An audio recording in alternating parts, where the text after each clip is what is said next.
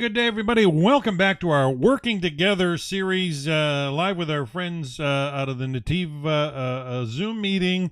We're just waiting for Rabbi Ingber to show up into the Zoom room, and we'll get started. But now,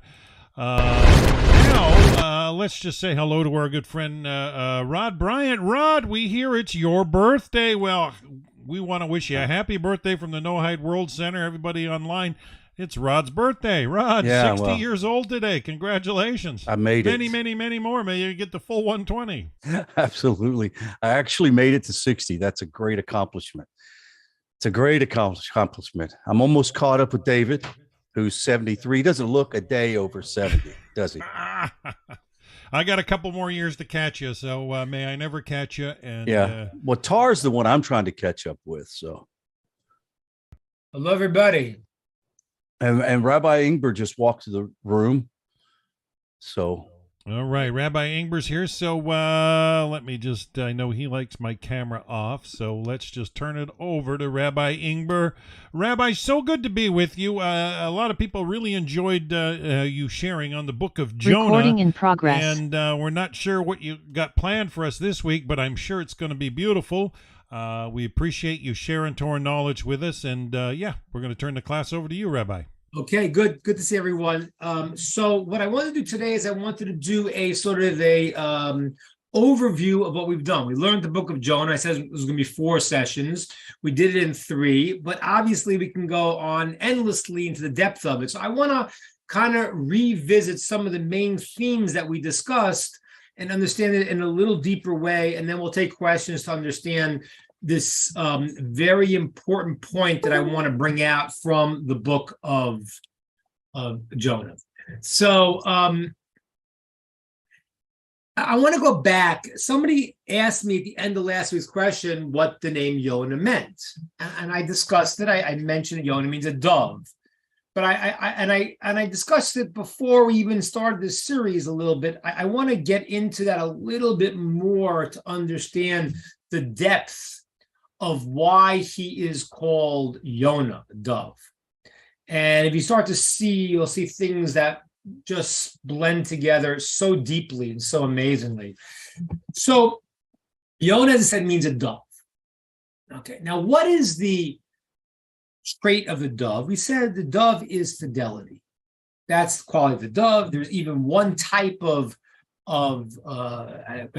if it's a pigeon or a turtle dove, or exactly which one it is, but there's one type that once it has a mate, it will and the mate dies, it will never marry anybody else, never be with anyone else.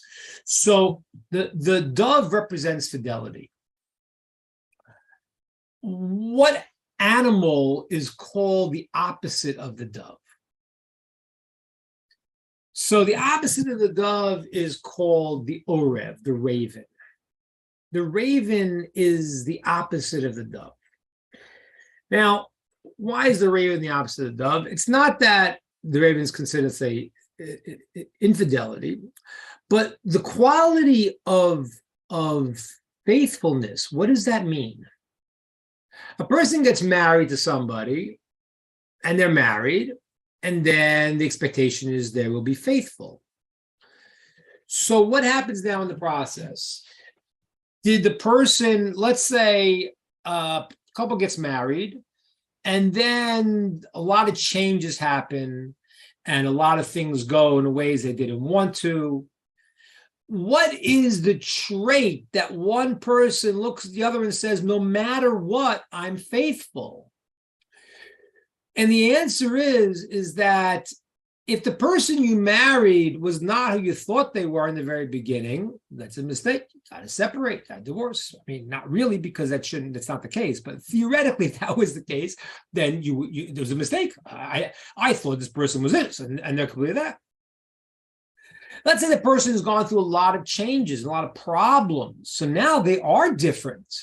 People are different over time. So what is the quality that keeps faithfulness in play? The quality is that I still see in the person who I married, who I understood they were, is still there, even though everything looks to have changed. They're going through a hard time. They have this problem, that problem, whatever it is. But I know the person that I married, and the faithfulness means that I always see that person in the light of who they really are. That's the quality of the dove. I'm faithful means it's not like, the person's totally different, and I'm saying, well, I'm stuck in the situation. No, the point is the person is different, but the root of who they were, the deep essence of who they were, I still see it no matter what. So you might act poorly, you might act badly, but I know this person is that wonderful person I married. I got to help him get out of it. I may need.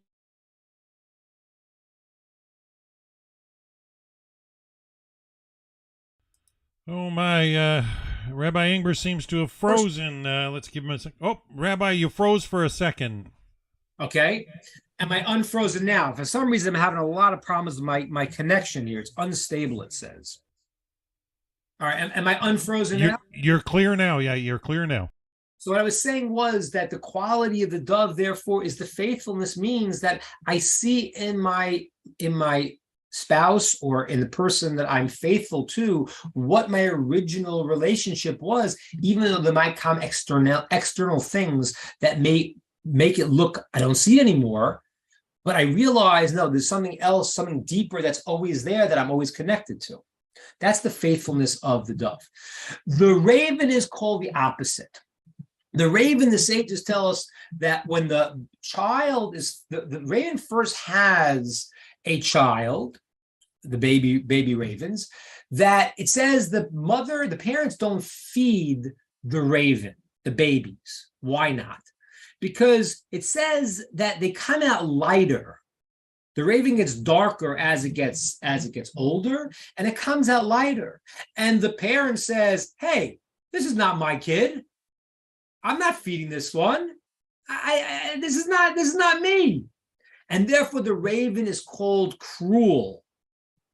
And the Talmud says how there are these worms and things that come through the excrement of the animal. The baby eats those worms in the beginning. However it works, whatever the sages are pointing out, but they're showing there's a certain level of disconnect from the parent to the child because it's not my kid.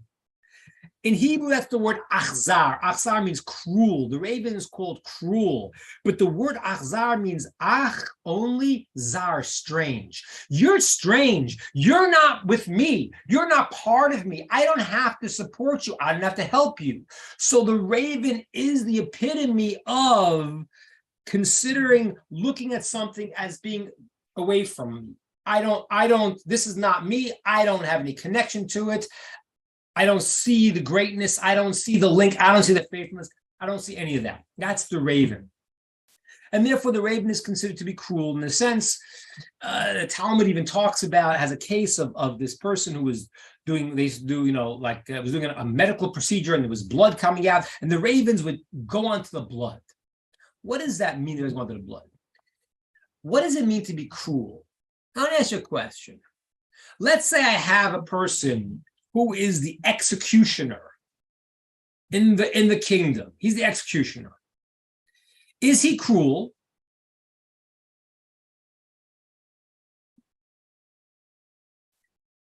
Right. So kind of depends.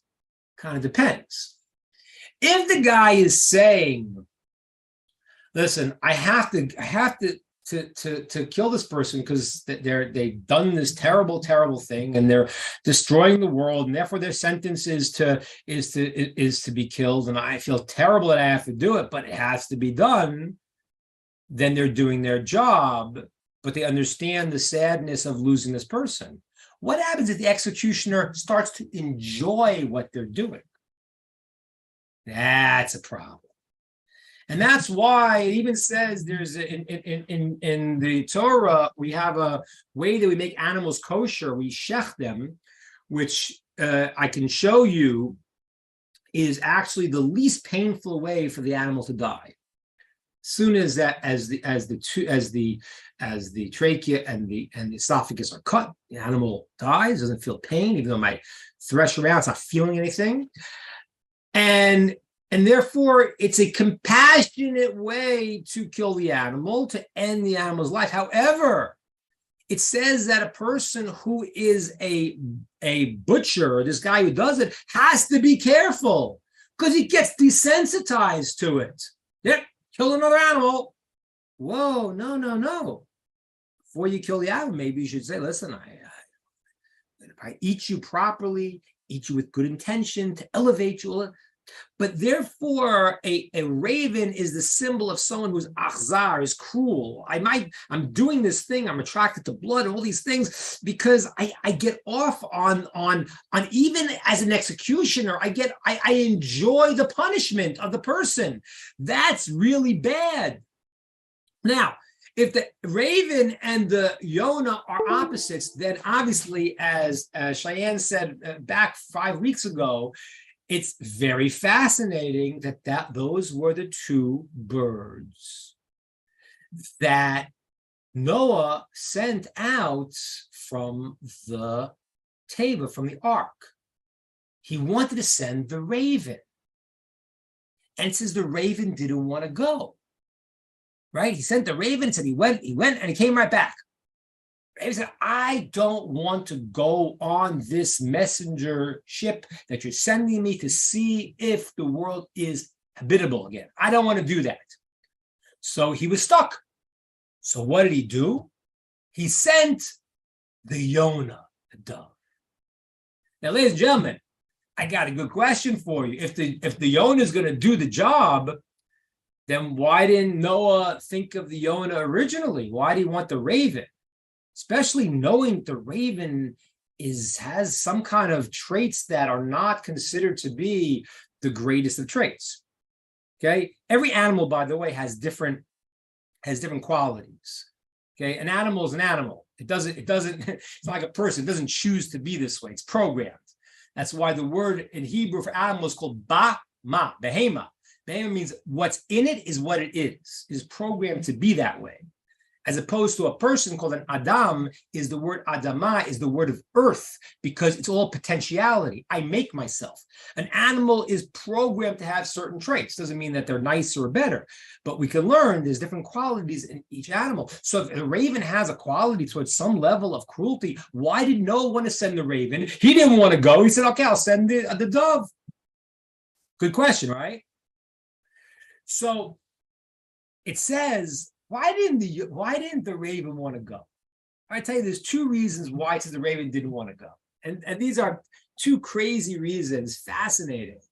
And we'll understand this. We'll start to get in some of the depth of the story of Yonah from a different angle.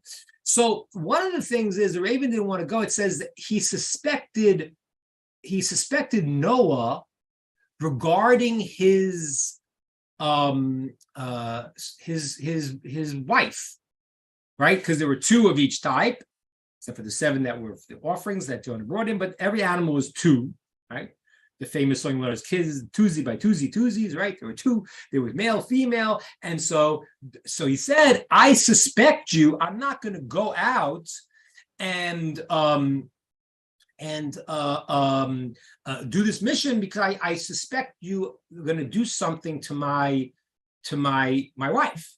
Now, what do you think he's going to do? Does he think it sounds like thinks he's going to have relations with the? I don't know what it sounds. It sounds wild. He's going to have relations, or he's going to harm her. And I want to tell you, there's an amazing principle you have to know. The principle goes like this: whoever disqualifies somebody has that same problem themselves. So it's a principle. So if you are a guy, if you're a raven, and you look at everything with that slant towards cruelty, so you can't imagine that that Noah is sending you out for a good purpose. What's he got cooking here? Because that's the way he functions. So the first reason he didn't want to go is because he was suspicious. His nature had that quality, so he blamed it on what's he sending me out for? Okay. Now, listen to the second reason. The second reason it says was because the raven has another job it's going to do in the future. You know what the other job is? The other job the raven did, if you look in the book of Kings, you'll see an amazing story there. The story of Eliyahu HaNavi, Elijah the prophet. Elijah the prophet, he was living during the time of the evil king Ahab in English. And Ahab was very bad. He was making the Jews sin. He brought idolatry in. He married Jezebel, who was not a Jewish woman. She was the daughter of a king of the nations, and she brought idolatry in. Terrible, terrible stuff.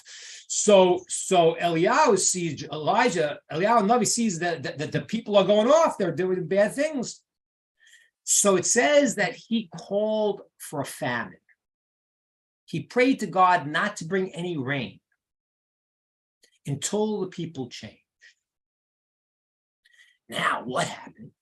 So Eliyahu, now when the king Ahab hears that Eliyahu prayed to Hashem to stop the rain, so Ahab is going to go find Eliyahu and kill him. God tells Eliyahu, go to this place called Nachal Karis, go to this wadi, has water or a stream, and go stay there, and you'll live there. What am I going to eat? I got water there, but I'm going to be hiding out in the desert by there's some little river there. I can have some water, but what am I going to eat? So it says in the text that God says that I'm going to send you food.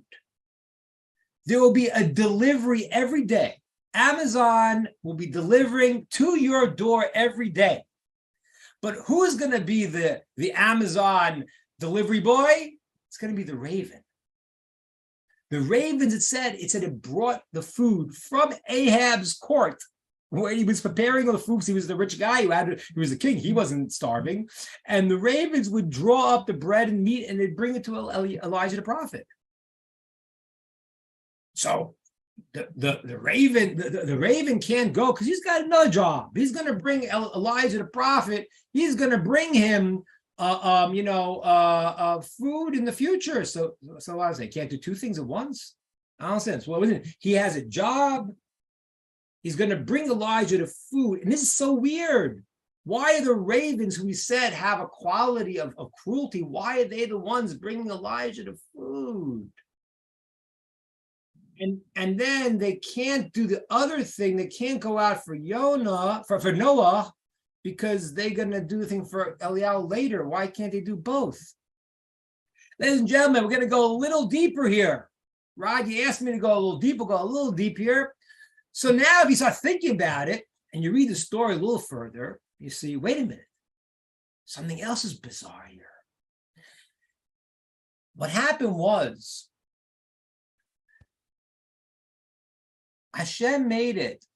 God made it that the river that Eliyahu Navi was drinking from dried up because it was a drought. And the reason why God did that, because he wanted Eliyahu to go and to deal with the situation and not give the people this hard problem of a drought. So now Eliyahu had a problem. He had no water either. And God moved that so Eliyahu would take the next step to end the drought by forcing the issue and dealing with Ahab directly, and the people who were having such a hard time would be supported. So it says he goes to this. God says, "Okay, leave the valley, the place with the Nachal Karis, and go to this place. And there's this woman there. This place called Sfrat." And this woman there, a woman with her child, she's going to support you. So he goes, and this woman does tremendous kindness. He says to her, "Listen, make me, can you give me something to eat?" She says, "Listen, I don't have anything." I says, I was about to get a few sticks, cook the last piece of bread for me and my son, and then we were going to die. But Hashem arranged this so that she would be able to save this woman and her child. So Eliyahu goes there, and he says to her, "Listen, here's what you got to do. Go and make your flour from the little bit you have, give to me first." Not because Eliyahu wanted first, but because Eliyahu knew that if she would make that level of relating to God by giving his prophet, that was how she would be protected. And he says, if you do that, you're going to see that your little little bit of flour you have is never going to go dry. It's going to stay. You always somehow miracles happen. You can always have flour, and you have a little bit of oil. It's going to stay. It's going to stay always stuff in there. She does that, and it happens.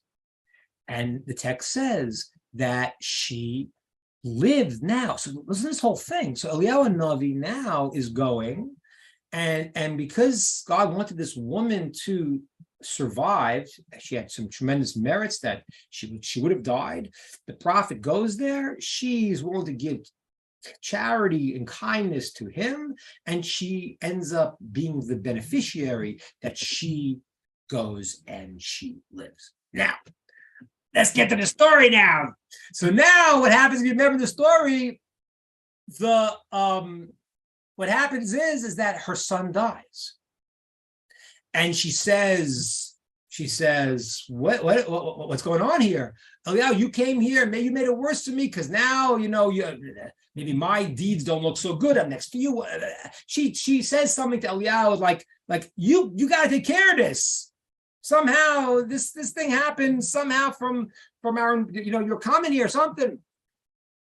So Eliyahu says to give her the child that had died. And it says in the text that he breathes in the child, and he prays to God, and the child comes back to life. Now, this is not something that happens very often, ever, right?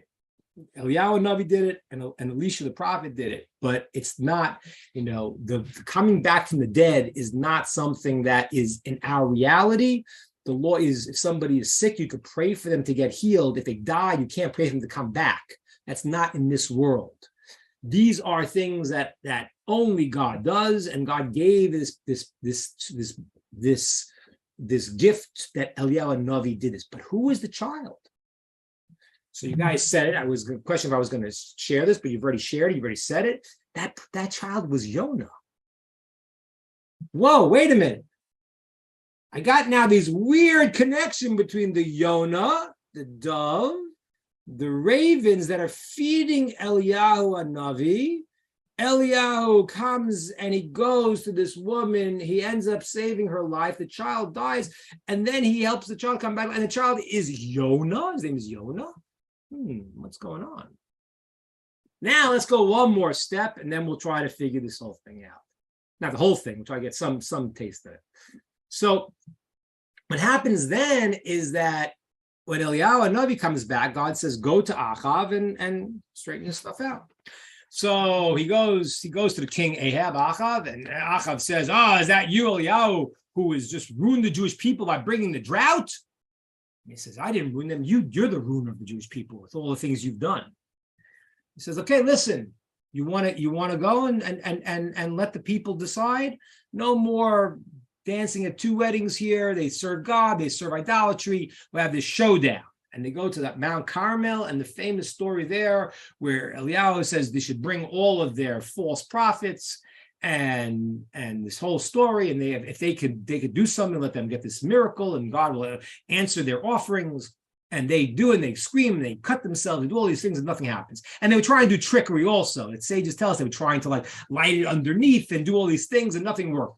Then Eliyahu prays to Hashem, and the fire comes down, and the miracle is double because he put water on the altar. There's water, and now fire is going to eat it up. Fire comes. The people see this, and they all scream out, Hashem hu Elokim. Hashem is God. All right. I mean, if you had a moment where you saw this showdown and the fire comes from the heaven and burns up the water and the offering, you would say, and that's what happens. And they kill the false prophets, and that's what's going on. It's unbelievable. And Ahab is moved by this. He even repents to a degree. But his wife, Jezebel says, good trick, Eliyahu, but don't worry. Everyone's going to forget about it soon. And when they forget about it, I'm going to come for you and I'll kill you then. Eliyahu ends up going into the desert. And then he comes to Mount Sinai and he says to God, I've avenged for your people, but what could I do? And it seems that Eliyahu is talking about the problem of how the people are acting. Yes, they got moved, they got excited, they heard they saw this miracle, but you know what?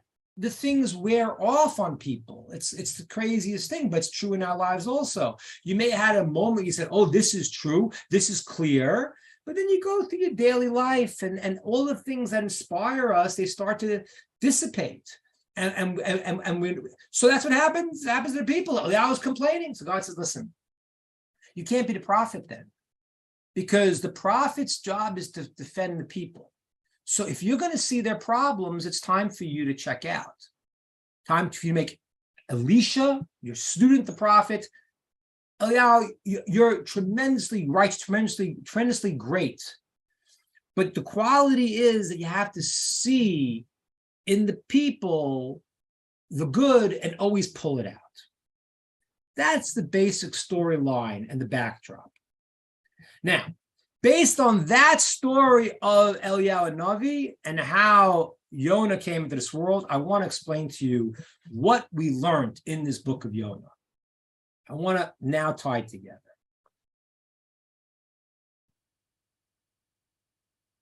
The raven's problem is the problem of seeing the negative in everything. He likes the blood, even if he's the executioner. There's a place where when you have to be, I say to you, oh, Ave Hashem Sinu Ra, people who love God hate evil. Yes, that's true.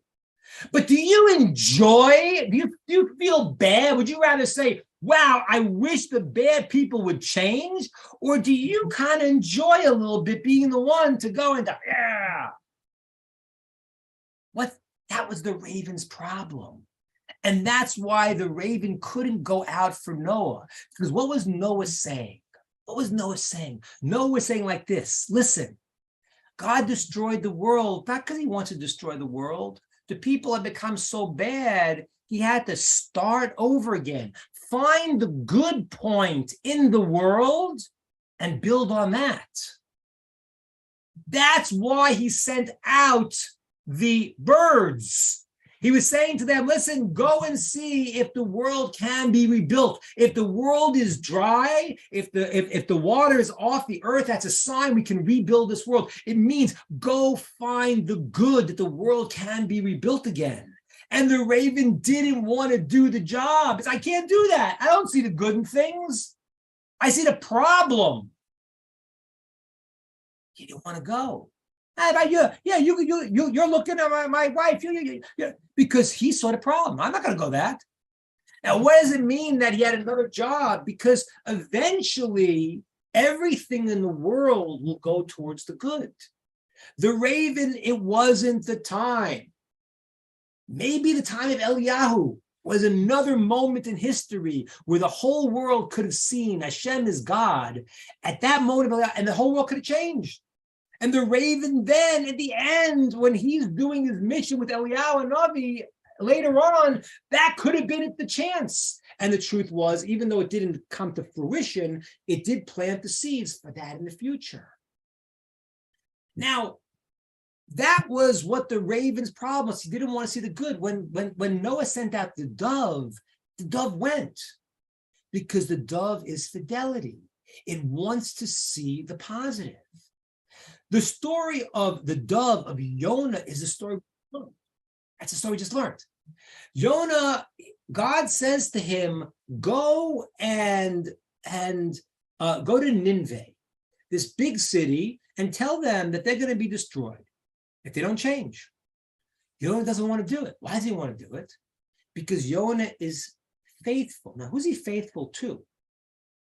So, on one level, he's faithful to his people.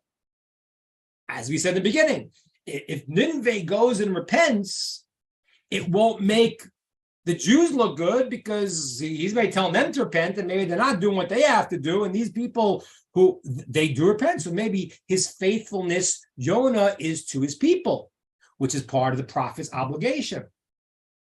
However, as we asked, every prophet wants everyone in the world to do the right thing.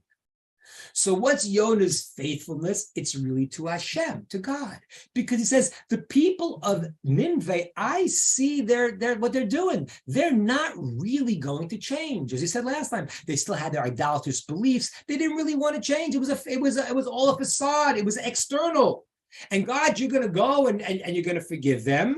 And then these bad people are the ones who are going to destroy the 10 tribes of Israel. So what kind of thing is that? I'm not being faithful. I'm feeding the bad in the world. That's what Jonah said. Jonah said, I have to be the loving dove. I have to be faithful. It's got to be pure. My relationship to my people, my relationship to God has got to be pure. And what happens is that they're faking it, they're doing a pseudo. And since they're doing a pseudo returning, so it's going to boomerang, where you're going to forgive them, God. They're going to continue their ways, end up exiling the 10 tribes. And that's what Jonah's whole motivation was that the faithfulness of seeing the relationship to God and to the people. And he didn't want to break that. And then what God told him was a similar thing that happened to Eliyahu Navi, Elijah the prophet. God said to him, listen, when I judge a people, they're judged as they are now. They're not judged if they're going to become not good later. Well, why is that? Why is that? If somebody will do something good later, yeah, God will look at the good thing they might do. If they do a bad thing later on, God will not judge them on the bad thing later, just them today. And the reason for that is because you have to really dig to find out the good. And therefore, Jonah was willing to give up on Nineveh too quickly. He was willing to say, listen, I see it's not real. God said, but that's not your job.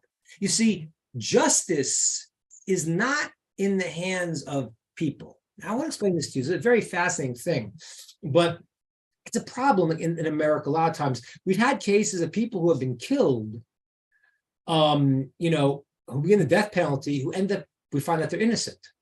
Or a guy spent 50 years in jail and is innocent. That's a big problem. Now, we have to judge and this and that.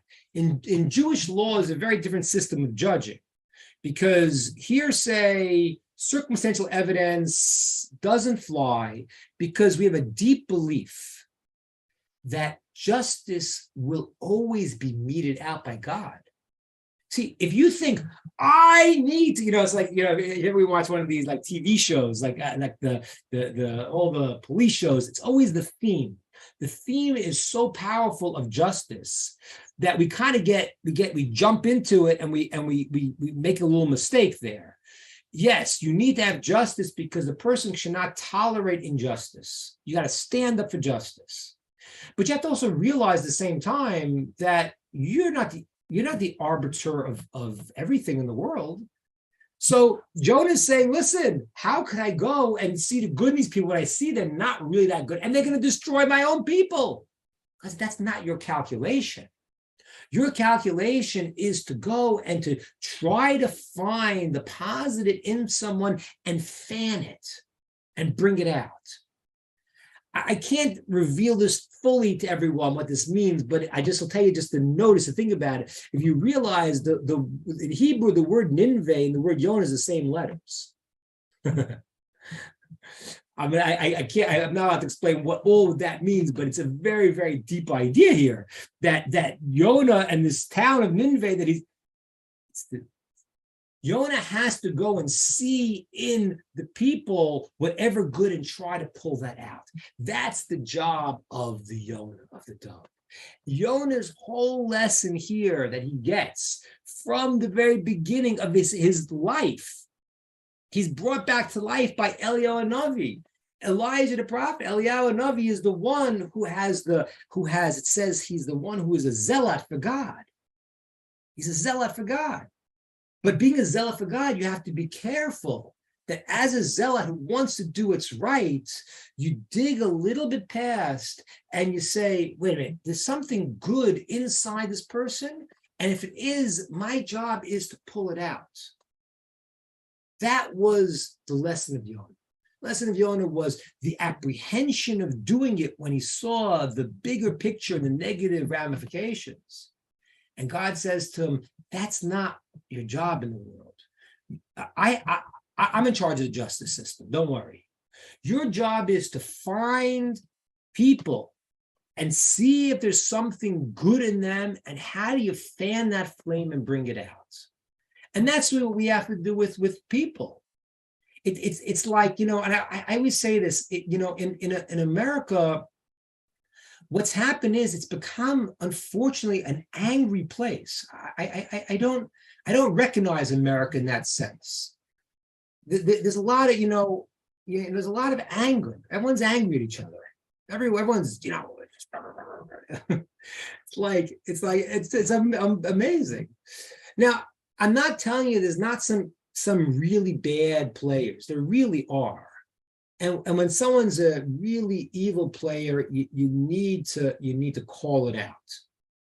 You can't go and say, let me appease Hitler and give him Czechoslovakia. You can't do that, because there are people who have really, really evil intent. But if you look at a lot of people that that are kind of friends of yours and may have other views than you do, and you're having problems with them, it's many, if not most, and I'm sure it's most of them, there's good inside of them that you can dig out. And that's what the Yonah does. That's what the dove does. Yonah's whole life mission revolved around seeing that. It was a refinement of the level of seeing the good. It's funny because at the end, we don't know. As Sandy pointed out, God tells Yonah, you felt bad that this tree was one day here, one night, and died. You feel so bad, and I shouldn't go and have compassion on Nineveh, the city where there's so many people, and they don't know what they're talking about. They're like ignorant. We don't see Yonah's response. What did he say? It's like Yonah, the book ended. He didn't say. What the answer is, obviously Yonah heard it. He heard the lesson. He said, yes, that's it. I'm struggling because I don't want to be the bad guy who sells out my people. They'll say I'm a false prophet, all these things, and I see that they're really, but he heard it at the end. That's what Yonah learns in the end. He learns to be the ultimate Yonah, the ultimate dove. The ultimate dove is the person who is not deluding himself in the negativity of people that are really evil, but he's able to see in people, even people who are ignorant. Listen, the guy wants to do good, he just doesn't get it. How many people do we know like that? How many people do you know that they really just don't get it? I mean, for me, I try to avoid politics, but the world has gotten so bananas that I sometimes listen. I said, how do people not, see the lies? It's like, when you were younger and they said all the government has these back deals, this and that, and you're like, I don't know. But a lot of things that are being exposed that people realize that should realize, wait a minute, there's something going on here. And a lot of times people just get brainwashed, don't realize it. But if they're brainwashed, they're like Nineveh, where they don't know. Do they want to do good? Yeah. That's the power of the book of Yonah. Yonah learned the lesson through all the travails of the being inside the fish and all of the things that went through him, going back to, and Eliyahu Navi brings it back to life. He goes through all of these things to learn his lesson in the end, which is, although he always understood it, he saw it even in the people he didn't want to defend, Nineveh. He said, wait a minute, okay, God's right. There's something special in there. That's the deep lesson and the summary of my ideas on the book of Yonah. Okay, we're going to open up to questions, ideas, comments. Rabbi, can I ask you a question? very, very similar. I mean, the laws of the rodef. At what stage can somebody put that into application? It's a very, very, very fine line. The laws of Rodef, just to say to people, is that the Torah says if somebody comes to kill you, you can go and you kill them first. Now, again, if you could shoot them in the leg, you're supposed to do that. But again, how do you do that when your life is, like in danger? But the point is, if somebody comes to kill you, you are allowed to go and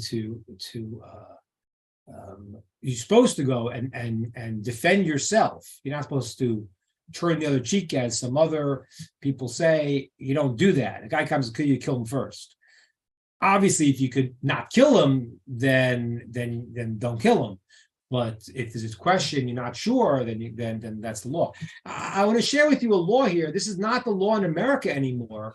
It used to be the law in America, but it seems to have changed. With all of the censorship, I'm saying a Jewish law. I'm not saying this practically to anyone. Follow whatever the law is in your city, in your state. But in Jewish law, there's a question about if someone breaks into a person's house. And the law is that if a person breaks into someone's house, so that person knows that any normal human being will not sit around when someone goes and takes their money and takes their possessions. Mm-hmm. And therefore, the person knows that if they're caught, the owner of the house will stand up to try to stop them. And therefore, he knows that this may lead to going and killing that person. And therefore, that person breaking into a person's house is actually in Jewish law, unless you know for sure otherwise, is ready to kill the person. The exception is when the person knows that person wouldn't. Like, what's the case? So it says if the father breaks into the house to steal the silverware, he's not going to kill his son. Normal father. I mean, again, a crazy person is a crazy person, but a normal father would not do that. Didn't necessarily say the other way, but so what does that mean? It means, and again, obviously, as I'm saying, if the father is a nut and is a criminal, then it's not applicable because it's crazy. But the point is that law in America has become a big problem, a giant problem, where like people like, I don't know, it's very hard to be a policeman today. Very, very, very hard. Very, very hard, because you're going into a situation where you're dealing with criminals, and like the person should not be in a situation where they are, in jeopardy. Now, of course, I mean, we all agree. There's nobody in their right mind that doesn't agree that this police brutality is terrible, to abuse of power is terrible, to go into hurt people you don't need to is terrible. We all agree with that. That's baby stuff. We all know that's obvious. But the question is, like you're asking, the real life question when a person is in potential danger. I heard this guy on the radio. I heard a policeman on the radio was talking, and he was saying how like it was on the force years ago, and it had this case where he was describing the case, and it was behind the door, and they were going to shoot, not shoot, and that's a very, very frightening situation to be in.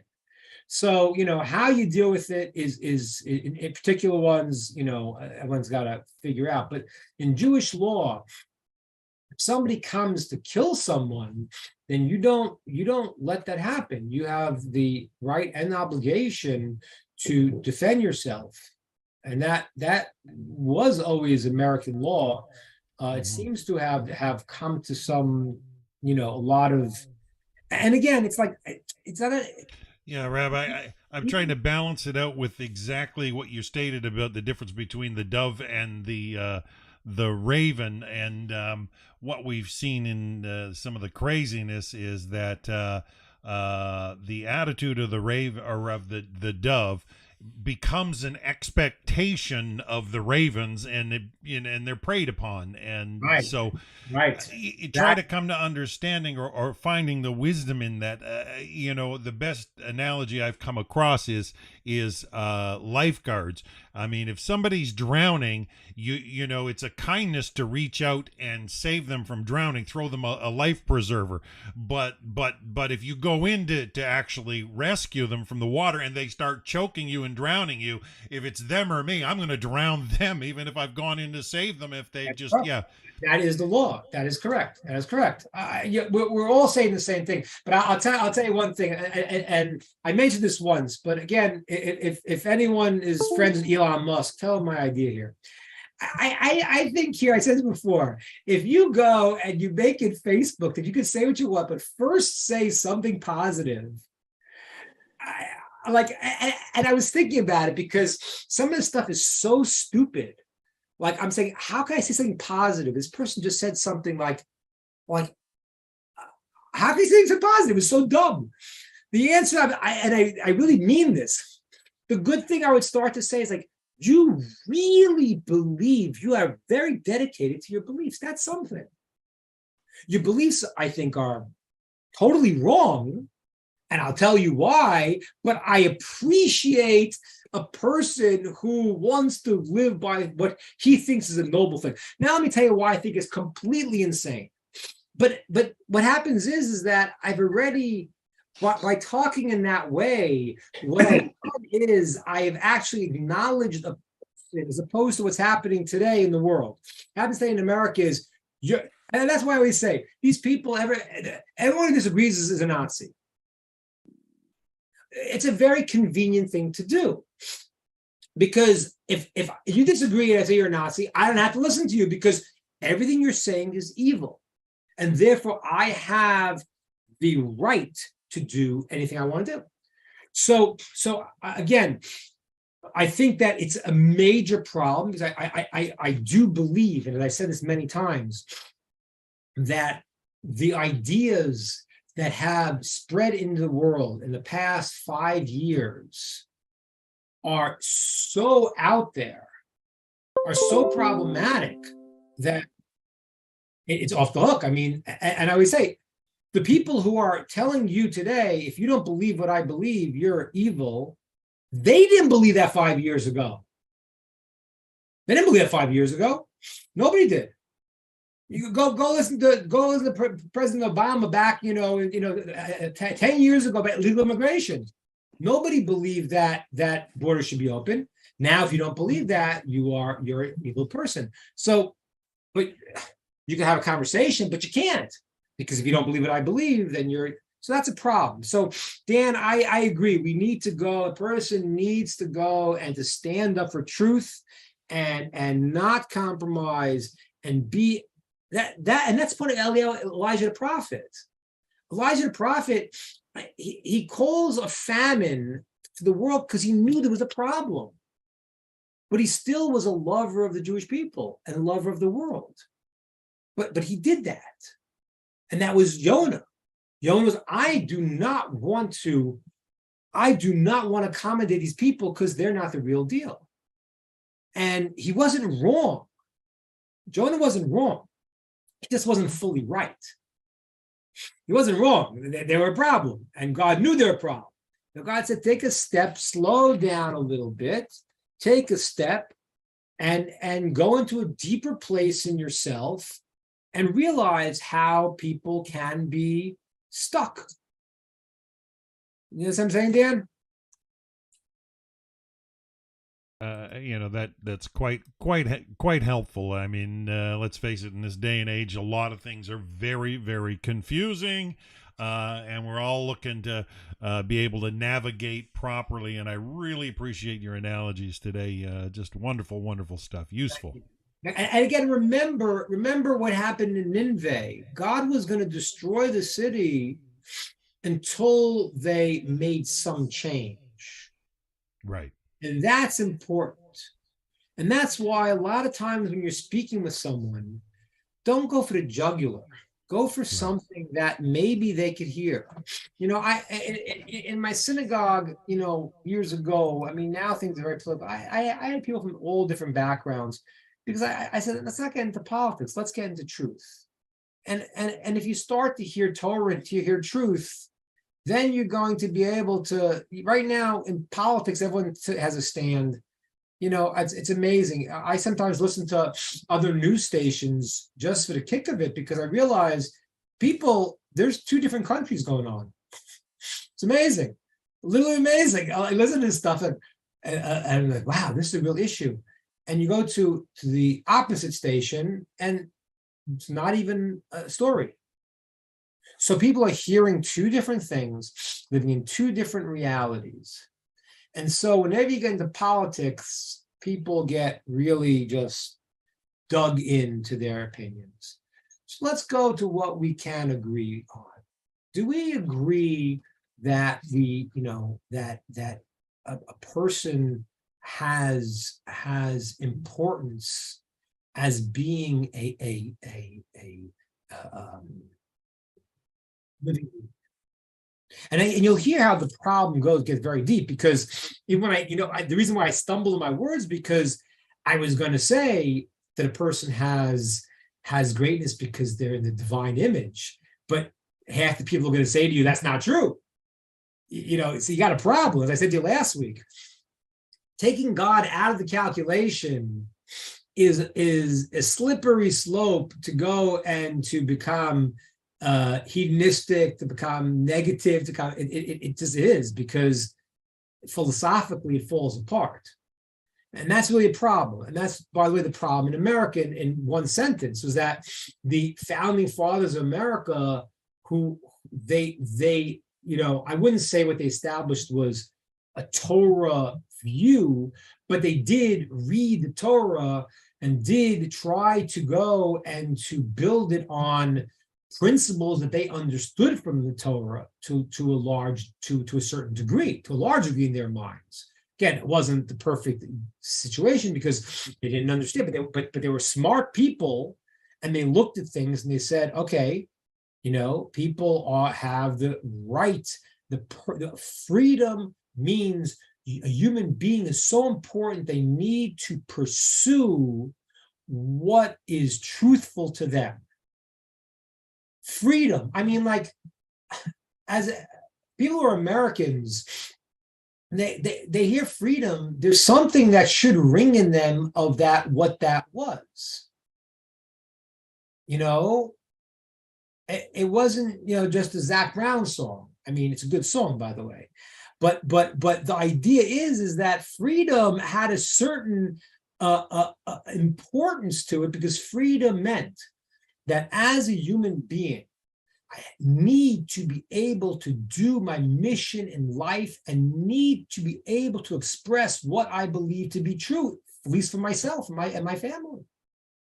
That's not what freedom means to most people anymore. Freedom means that if you could have 3 televisions and 3 cars, I should have 3 televisions and 3 cars. That's what freedom means. That doesn't mean anything. Most people don't. People, it's like what happened in Rome when they got fat and they became satiated, and then it was like the thing started crumbling. So the value of freedom, which was based on a Torah value, is now misunderstood. The idea of people being godly, having some great importance to them, is also in question, because if you say they're endowed by their creator, that means there is this concept of loftiness that's been imbued into people. But once I say people are animals who have just ran like this, I lose that whole thing. That's the problem. The problem is the underpinnings of the values that the founding fathers of America instituted because they had some understanding of Torah to whatever degree they had. That is what's being uprooted. And therefore, the battle is very, very great because it all falls apart. So I stumbled. I said, let's talk about the value of a human being. So wait a minute. What does that mean to you? Well, to me, that means a human being is made in the image of God. He now or she now has the obligation to make themselves good and make the world good. And if they do that, they're expressing their unique mission in the world. That's what it means to me. What does it mean to you that everyone has person's life is important? It means they should get everything that everyone has. We should have a communist system that everyone should get. We have a whole different world now that comes because the basic tenets have been eroded, that the upshot is so different. That's the problem. That is the problem, ladies and gentlemen. That is the problem. I hate to say it because it's a hard problem because it really strikes at the core of what America stands for. It's really at the core. So I always say to you, it's like you're fighting a battle. You're fighting a real battle of values. It's so powerful. So what do you do? So I don't know. When you find someone you can't talk to, It's the person's mind's been controlled already. The only thing I could recommend is try to find some place in that person where you could fan some fire, find something, one place where they can have an idea that hasn't been injected into their brain of false ideas, of false prophets, of foolishness, and fan that a little bit. Why do you think a person's important? What makes them important? Okay, maybe you could find something they won't say it. Maybe they won't say because they're in the image of God. They won't say that. Maybe they'll say it's some value. Okay, great. So value. But, Rabbi, there is a just point where cutting off toxic people is the right thing to do, right? Yeah. Oh yeah. Because reality is, honestly, there are some evil people. When we talked last week, though, they're not a lot. They're not a lot that are through and through evil. There's not a lot. Thank God. That's what's called a mullock. People who are just really so those are now toxic is different though, because a lot of toxic people are not evil.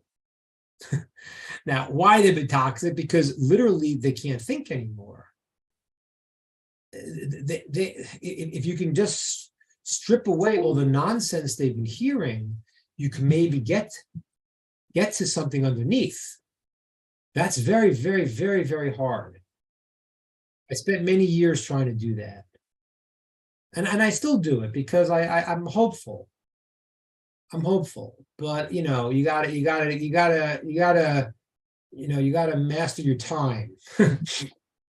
Can't spend it on someone that you're gonna be digging for 25 years and get to the most basic idea. They can do better things in the world.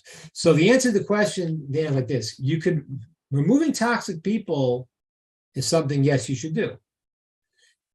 If a person is thoroughly evil, you need to deal with that. That's evil. You need to confront it. You need to deal with it. You need to control it. You need to master it to get rid of evil in the world. If somebody is toxic, but they're not evil, it means that deep down there's a place of good in them, which I think is most, but they have crazy ideas. You shouldn't be hanging around and having stupid discussions that are going to keep bringing you back into this. But you should take the high road where you can give them some food to thought, where at some point, if they want to think about it, they want to have a conversation, hey, my door is open then. I'm not going to get into this conversation with you about these things because they're really, we don't agree at all. I think they're wrong. If you ever want to have a conversation here, my door's open. I love you. I want to help you. Again, these are basic ideas that have spread throughout the world. The basis is in Torah, but they spread throughout the world, and many people quote them, but they are true. The idea is that it says to hate the chotim and the chotoim and not the chotim. It says that the story in the Talmud, which based on text, says that you don't, when a person does evil, you hate the evil things they do. But is the person themselves evil? Not necessarily. In most cases, they're not. So I could say, I disagree with you. By the way, when people say, do you respect my ideas? That's a funny one, because sometimes what happens, the guy tells you something really, really stupid. You need to respect my opinions. I can't, because it's really stupid. I mean, it's like, I don't know how to say that. I respect you as a person, that there's something really good about you, and that part of you I could love. And you don't have to say this to them because it's not going to do anything, but that good part you love about them could be so inundated and soaked in so many layers of stupidity that you can't get through.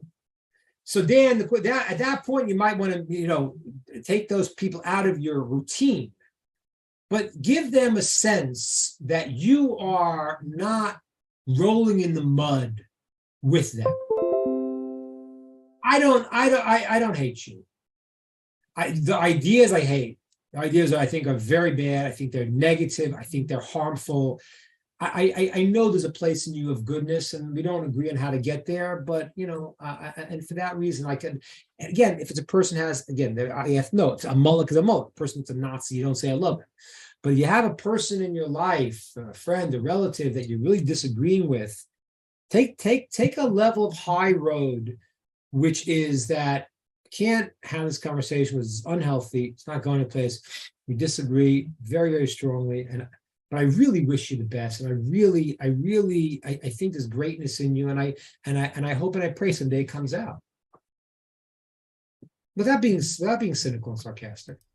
Well, thank you so much, Rabbi. I just, working with the No Hide World Center, all I can say is I'm dealing with loads and loads and loads of new people all the time, initial contacts, and always try to do my best to fan that flame and see somebody just achieve potential. But and I don't like to play gatekeeper in any way, shape, or form, and yet there are times that people just want to go on and on and on, and I just don't have the time to deal with certain things, and sometimes I'll cut off a thread if they want to argue a point.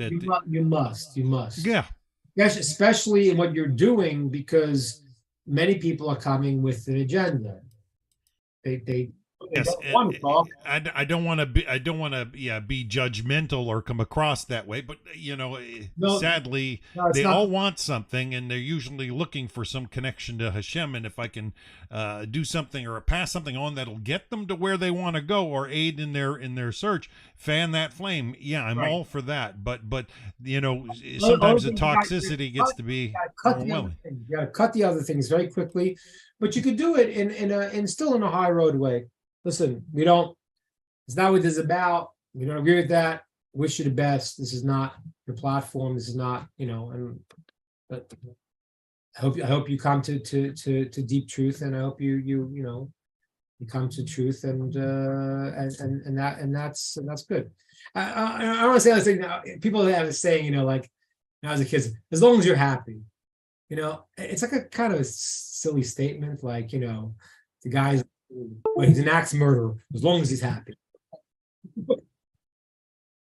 Yeah, not as long as you're happy. I hope you come to truth, I hope you come to truth and understanding, and then you can be happy. Just to be clear about something a moment, happiness is a byproduct. Okay, you cannot buy happiness in the store. If you live your life correctly as you're supposed to, the byproduct of that will be happiness. Happiness is a byproduct. It's not a thing you acquire. It's when you live properly and you're living appropriately, you're doing the right thing, a sense of happiness is what will inundate a person. Rabbi, we have a saying in Texas, and I think it's pretty much a Southern thing, maybe in Atlanta as well. But when someone says something that's really, Mashugna, right? Bless your heart. I know. Yeah, I'll think about what you said. Bless your heart. That's so. Believe me, That's I interesting. didn't know when I came from New York. In New York, and all of a sudden, people saying "bless your heart," and I said, "Oh, I didn't know that meant drop dead. I thought that." You thought they were doing something kind. That person, she's so, and the person goes off and bless her heart. Like, Bless her heart. okay. But it does represent. By the way, it does represent something good. Of course. There's something in there. I mean, again, a lot of goodness is surrounded by a lot of negative stuff. What they say, the talent of a good insult is when they walk away and thank you. Very good. All right, any other questions, ideas? This is brilliant. Very good. Now, I think that we're ready to step it up a notch. Okay. God willing. You've got all the information I sent you, right? We'll be on next week, and the week after that, we'll be in Israel, but we'll still be on in Israel. And God willing, we're starting a new learning center in Israel. God willing, I'm very, very excited. Great. Learn inner wisdoms of Torah. If you are in Israel, you can come visit us. But we're doing our traveling. Lara, Sandy's got her hand up. Missed you in Florida. I got a mess. Let's email each other. I'm really sorry. I things happened and didn't happen. But hopefully next time we're playing the next trip to Florida and to Texas. Next was to Texas, then to Florida. Sandy? Yeah, Rabbi, I was reading in the account with Noah and the raven and the dove, and it says he opened the window and he sent the raven out, and it kept going and returning. Right. And then when he sent the dove out, it went out, it returned, he brought it back into the ark, he sent it out again, it returned again. So my two questions are, what does it mean the raven kept going and returning? And is it significant that it does not say he brought the raven back into the ark like he did the dove? So the first part says that the raven circled and came right back. So what it means, he went out and he came back, means he wouldn't go. The dove went and came back. Okay, so the raven didn't go. He went in a circle around the ark and came right back. Did he come back into the ark, or did he just circle the ark? Came back in. Came back in. Okay. Yeah, I mean, look at the text. It doesn't say he brought him in. Maybe it's because he didn't bring him in the sense that he was not, he had put himself out of the members of the world and how he should have acted. I don't know. That's impossible. I have to look at the words. But as far as going out, the text is clear. The commentaries say that when it went out, the raven just circled and came right back. It wasn't going on its mission. The dove went out after it saw the land. It came back. And then last time it didn't was a statement of now the world is ready to be habitated again. So tying that to Jonah, it almost sounds like Jonah was at one time the raven and the dove. Because he didn't want to do his mission at first. And then finally, I hear what you're saying. The way I wanted to say it was that the Jonah's original apprehension was not the quality of the raven, it was the quality of the dove, but not being perfectly refined until he learns his final lesson. No, so he didn't want to not go out because he didn't want to see the goodness in the world. He didn't want to go out because he said, I'm going to make the world worse because I'm going to go and help these people who are really not so good. That's our whole conversation we've been having today. Right? I'm going to help these people, they're not so good. And God said to him in the end, okay, I'll deal with that. You got to deal with what you got to deal with. If you could help them to take a step forward and become a little bit better, do that. You can't make them perfect. Okay, I'll deal with that. So I could have said that, but the idea of the raven is a lack. Yonah is called Yonah because he has that quality. So his not going was not because he was cruel-hearted like the raven, but rather because in his fidelity, in his love for God and the Jewish people, he didn't know how to interact with half-baked, people who weren't so good. And that was the lesson, was that even them, if you could help, help. Okay. I will see you all next week. Any other questions? All right. Yeah. One more question. Yeah. It'll be fast, kind of. I think I just because this is all kind of new as well, of like this is kind of just the first generation that's done this. I can relate with the dove on how they raise like their family. Like the dove is actually a very good parent and stays around and helps. And so I think about my kids in this, and I think about the fact that I would desire too to be that voice of warning to Hashem of people around, obviously in love. Then I think about my kids. How do I navigate them when it's like us all alone kind of doing this without having, I feel like there's just Nineveh around us sometimes, and Right. it's just us. So that's Right. a very scary feeling. Right. So I don't know, any wisdom you have there. Well, there's one rule in the Torah. It's called for everyone, even for a righteous person. There's a rule called kabdeu v'chashdeu, respect and suspect. I can respect, but I can suspect until I know. I don't know, and that is it's a fine rule. Respect, but suspect. I need to show. I need to see. I need to know, because certainly with bad people, even with good people, you go and there's a law like in Jews when you lend someone money, you got to write it down. Why? You're a reliable person, but that guy forgot. So I can't go and create a situation where I'm going to even in a good person, something's gonna happen and maybe it's not gonna go right. So I have to respect and suspect, and especially where you are. I mean, yes, unfortunately, the world has really changed dramatically. I mean, we're kids, you go out and you play, you come back, whatever. My mother would say, Sunday morning, 8:00, you're gone, and I'm home 9:00. Where were you? I don't know. How old are you? I'm 6. I don't know. Like, but you can't do that anymore. So you really need to. It's unfortunate. It's really unfortunate, but that's the way the world is. So you have to make it with your kids.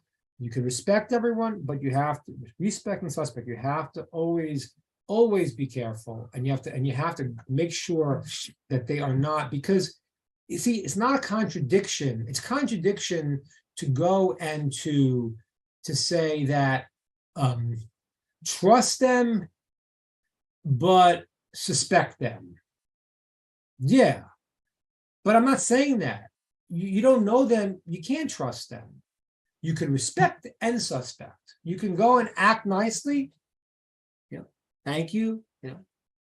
Like in the South, it's sir and ma'am, whatever. I don't know where you live, but whatever it is.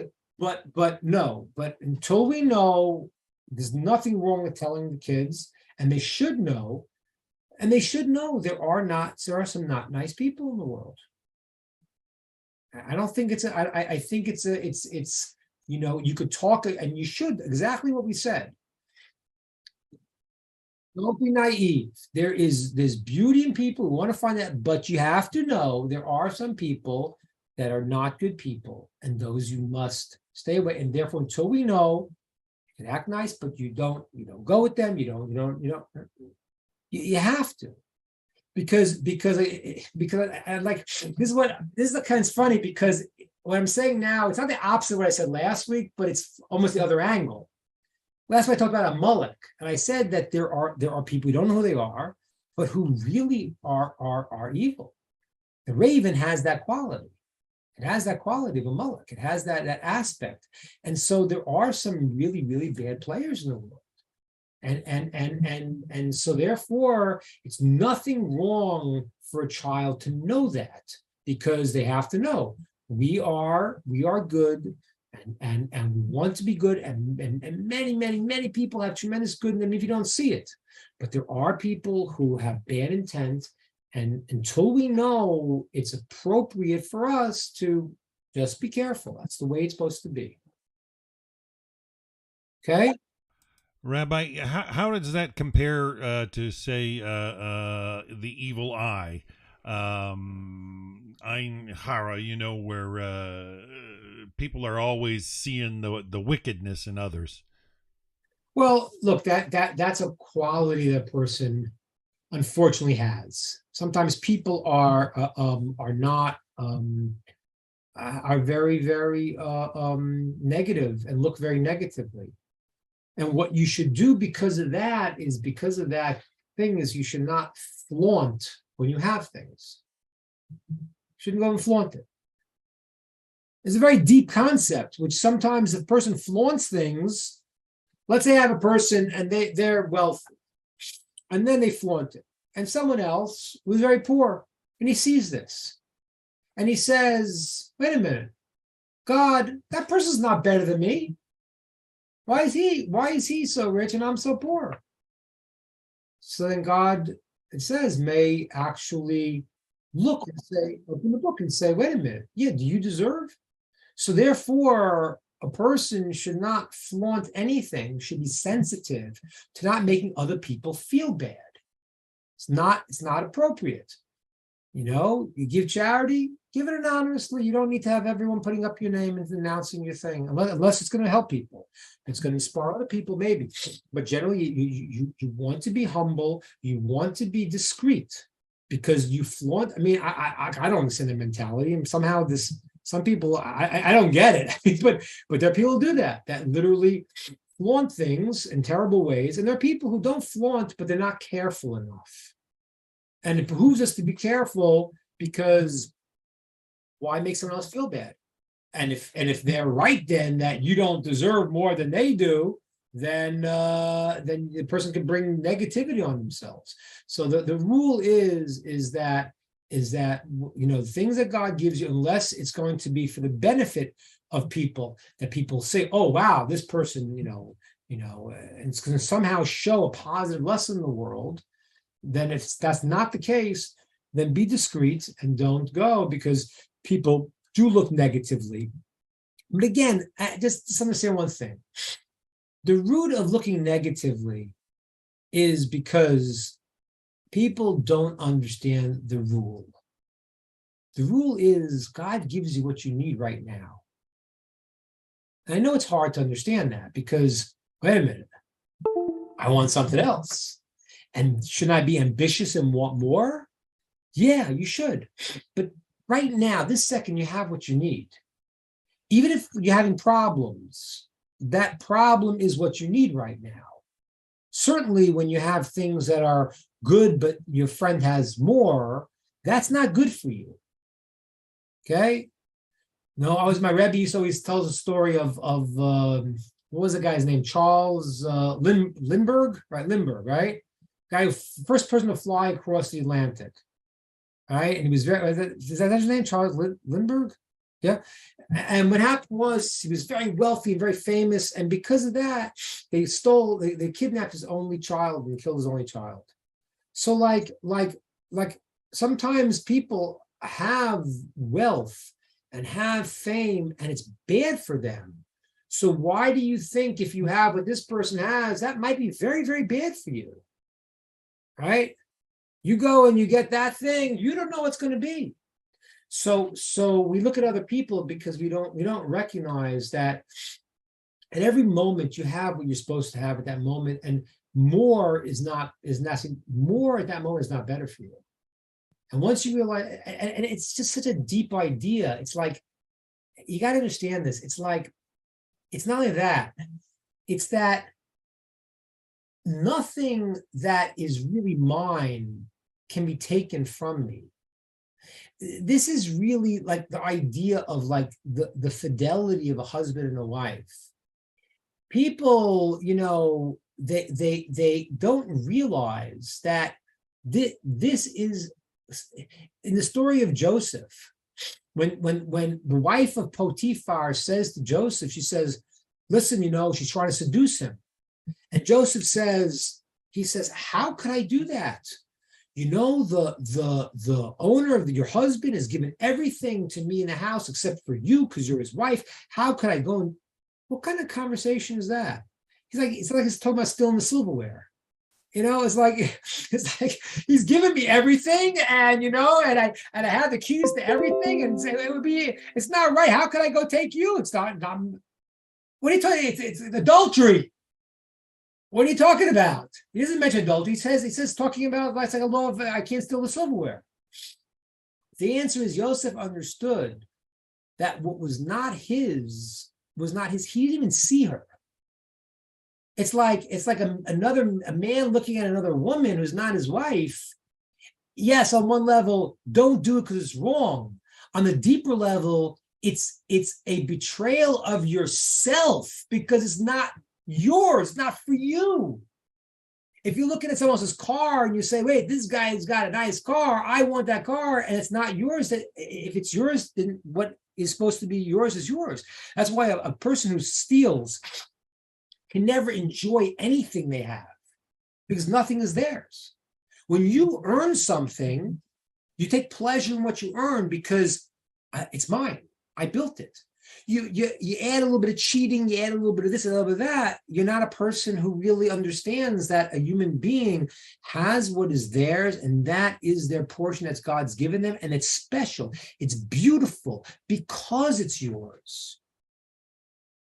That's a very deep thing, very, very deep thing. And if a person could take a moment, breathe in, think about, these are the things that are mine, and I don't want something that's somebody else's because it's not mine. It's not true to me. If you do that, you're content with what you have. You don't look at other people's things. Okay, that's a whole new topic. All right, guys. I will see you all next week, God willing, and we'll have a surprise. So next week, I went to the 4 sessions of Yonah, and Rod's trying to convince me to do more books from the Tanakh, and maybe you'll convince me. We'll see about that. Okay. Well, thank you so much, Rabbi Ingber. Thank you, Have a Rabbi. wonderful, wonderful week. All right, folks, we hope you enjoyed our Working Together series live from the Netiv Zoom room with Rabbi Karmi Ingber. And Rod, once again, happy birthday wishes to you. Have a great rest of your day and a wonderful week. Thank you. Shalom, shalom, guys. Talk to you later. Bye-bye. Record.